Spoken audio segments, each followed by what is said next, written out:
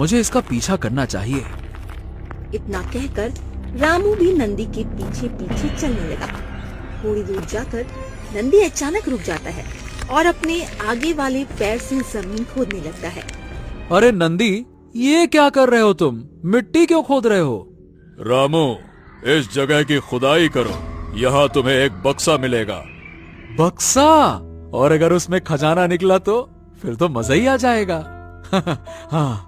रामू मिट्टी खोदने लगता है। कुछ देर बाद उसे एक पुराना लोहे का बक्सा मिलता है। अरे इसमें क्या है नंदी? इसमें मेरे पहले मालिक की अस्थियां हैं। उसने मुझसे धन तो लिया, लेकिन जब मेरी मदद करने की बारी आई तो वो परीक्षा पास नहीं कर पाया और मारा गया। हैं? ये तुम क्या कह रहे हो नंदी? रामू, अब समय आ गया है कि मैं तुम्हें सच बता दूं। मैंने अब तक तुम्हारी बहुत मदद की, तुझे गरीबी से निकाला, लेकिन अब बारी है तेरी मेरी मदद करने की। हैं? मदद? कैसी मदद? अरे भाई, तू तो एक बैल है, तेरे लिए मैं और क्या कर सकता हूँ? नहीं नहीं नहीं नहीं नहीं, मैं बैल नहीं हूँ रामू, मैं एक श्रापग्रस्त आत्मा हूँ और इस श्राप से मुझे केवल तू ही मुक्त कर सकता है। श्रापग्रस्त आत्मा? ये सब कैसे हुआ?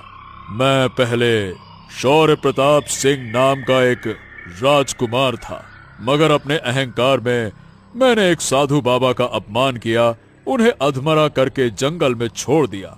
बस फिर उस साधु बाबा ने मुझे श्राप दिया कि मैं बैल बनकर इस धरती पर भटकता रहूंगा जब तक कोई अपनी जान की बलि देकर मुझे मुक्त ना करे। हो, और अगर कोई तेरी मदद ना करे तो? तो उसका अंजाम भी वैसा ही होगा जैसे मेरे पहले वाले मालिक का हुआ। उसने मुझसे सोना धन सब तो ले लिया, पर मुझे मुक्त करने की कोशिश नहीं की और मेरे श्राप ने उसकी जान ले ली।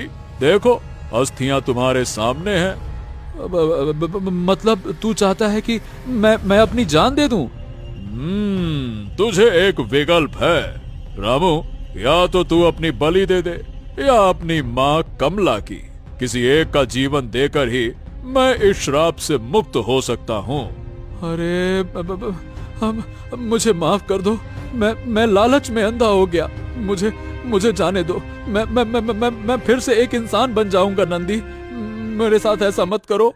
रामू, जब मैंने तुझे वरदान दिया था तब मैंने ये भी बताया था कि ये अभिशाप भी हो सकता है। अब तू लालच में आ गया है और अब तुझे ऐसा करना ही पड़ेगा।